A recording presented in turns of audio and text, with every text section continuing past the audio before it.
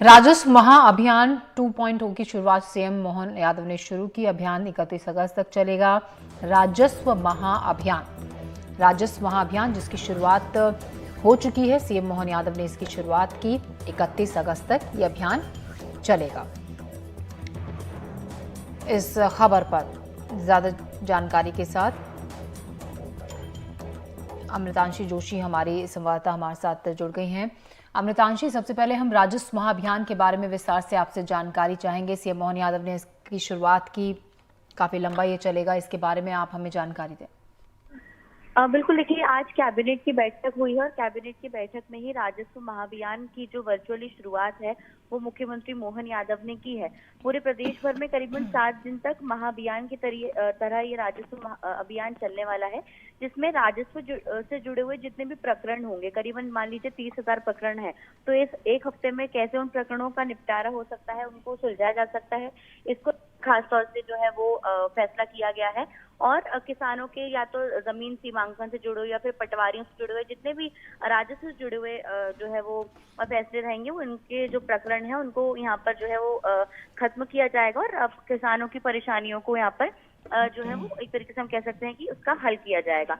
इसके अलावा कैबिनेट की जो बैठक हुई है, कई बड़े फैसले कैबिनेट की बैठक में हुए हैं। सरकार जो 17,000 बैकलॉग के पदों पर भर्ती कर रही थी, क्योंकि 1 साल का वक्त उसमें था, तो 7,000 पदों पर भर्ती हो चुकी है। 10,000 पद अभी भी खाली हैं, तो बैकलॉग के पदों पर सरकार भर्ती करने जा रही है। यानी कि अब यहाँ पर युवाओं को रोजगार का अवसर मिलेगा। 10,000 पदों पर जो भी योग्य उम्मीदवार होंगे उनको भर्ती यहाँ पर दी जाने वाली है।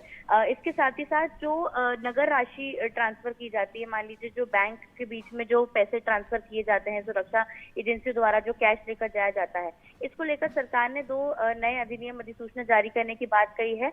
अब इसमें जो भी ये पैसे ट्रांसफर करने वाली सुरक्षा एजेंसी होंगी, उनको सरकार से लाइसेंस मिलेगा, उसके बाद ही जो है वो काम कर सकेंगे। और लाइसेंस भी इस आधार पर मिलेगा कि जो बैकग्राउंड होगा सुरक्षा एजेंसी में काम करने वाले लोगों का, चाहे वो निजी हो चाहे फिर कोई और हो, वो सभी पूरी तरह से चेक किया जाएगा। उसके बाद राज्य सरकार और केंद्र सरकार के जो अधिनियम है, अगर उन मापदंडों पर वो एजेंसी सही बैठती है, तभी उनको जो है वो एक तरीके से हम कह सकते हैं कि अधिनियमों के मुताबिक लाइसेंस दिया जाएगा।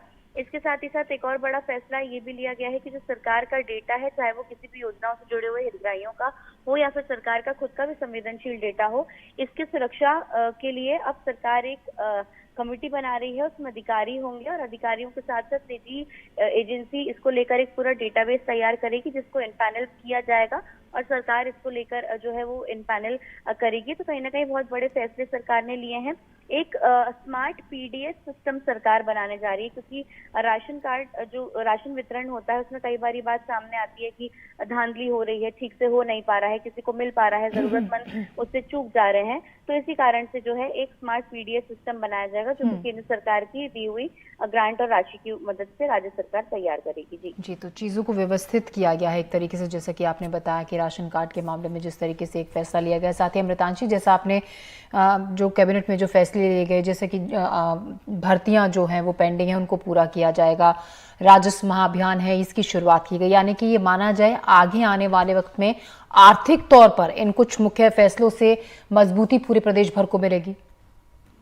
बिल्कुल, देखिए जाहिर तौर पर कैबिनेट के जो फैसले हैं वो मजबूती देने वाले तो हैं ही, लेकिन एक सिस्टम को ट्रांसपेरेंट और पारदर्शी कर देने वाले भी काफी ज्यादा हैं। क्योंकि देखिए कई बार ऐसा होता है कि जो असल हितग्राही होते हैं, जो असल जरूरतमंद होते हैं, उनको मिल नहीं पाती है चीजें, बाकी जो है उसमें धांधली किसी भी लेवल पे चल रही होती है। इसलिए सभी को डिजिटल तरीके से स्मार्ट बनाने के लिए, यहाँ पर सिस्टम को और पारदर्शी करने के लिए यहाँ पर सरकार लोगों का डेटा सुरक्षित रहे, लोगों का पैसा सुरक्षित रहे, लोगों का जो है एक तरीके से हम कह सकते हैं कि जो आमदनी का जरिया है वो सुरक्षित रहे, इन सभी को ट्रांसपेरेंट बनाने के लिए सरकार काम कर रही है, जिसको लेकर एक बड़ा फैसला केंद्र और राज्य सरकार की ओर से मिलाकर लिया गया है। जी, शुक्रिया अमृतांशी तमाम जानकारी के लिए। तो हमारी सहयोगी अमृतांशी जानकारी देते हुए, सिस्टमैटिकली काम होगा, जो फैसले लिए गए हैं उस हिसाब से आर्थिक तौर पर फाइनेंशियली पूरे प्रदेश भर को इससे फायदा भी होगा आने वाले वक्त में।